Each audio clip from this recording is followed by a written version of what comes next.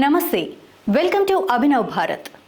అవినీతి విషయంలో రెవెన్యూ శాఖపై ప్రజలకు ఒక అభిప్రాయం ఉంటుంది.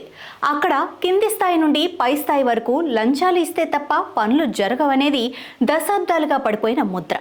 ఇలాంటి ఒక అభిప్రాయాన్ని తొలగించాలంటే సంబంధిత శాఖలో అవినీతి అధికారులపై చర్యలు తీసుకోవటం ఒక్కటే మార్గం.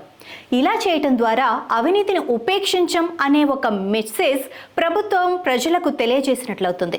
ఆంధ్రప్రదేశ్లో ప్రొద్దుటూరు ఎమ్మెల్యే వరదరాజులరెడ్డి వినూత్న ప్రయత్నం చేశారు.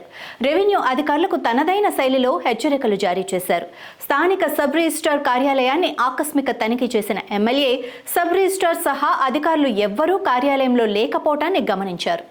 ఆఫీస్లో ప్రతి ఒక్కరూ సమయపాలన పాటించాలని, రిజిస్ట్రేషన్ ఛార్జీలు తప్ప అంతకు మించి ఒక్క రూపాయి కూడా ప్రజల నుంచి లంచంగా తీసుకోరాదని ఆయన హెచ్చరించారు.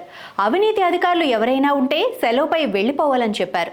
అంతేకాదు, లంచాలు తీసుకోబోమని, నిజాయితీగా నిబద్ధతతో పనిచేస్తామని ఉద్యోగులు అందరితోనూ ప్రమాణం చేయించారు. స్థానిక ఎమ్మెల్యే స్వయంగా ప్రతి నెల తనిఖీకి రావటం, ప్రజల ఫిర్యాదులపై అధికారులను ప్రశ్నించటం పట్ల ప్రజలు హర్షం వ్యక్తం చేశారు. ప్రజాప్రతినిధులు అధికార దర్పం చూపించడానికి కాకుండా సామాన్యుల సమస్యలు తీర్చేలా అధికారులకు దిశానిర్దేశం చేస్తే అధికారులు సైతం అప్రమత్తంగా బాధ్యతాయుతంగా ఉంటారని, దానికి తమ ఎమ్మెల్యేనే నిదర్శనమని స్థానికులు అంటున్నారు.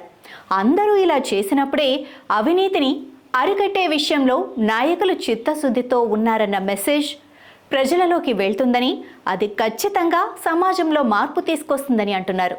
పొద్దుటూరు ఎమ్మెల్యే పనితీరు పట్ల రాజకీయాలు, పార్టీలకు అతీతంగా హర్షం వ్యక్తమవుతోంది.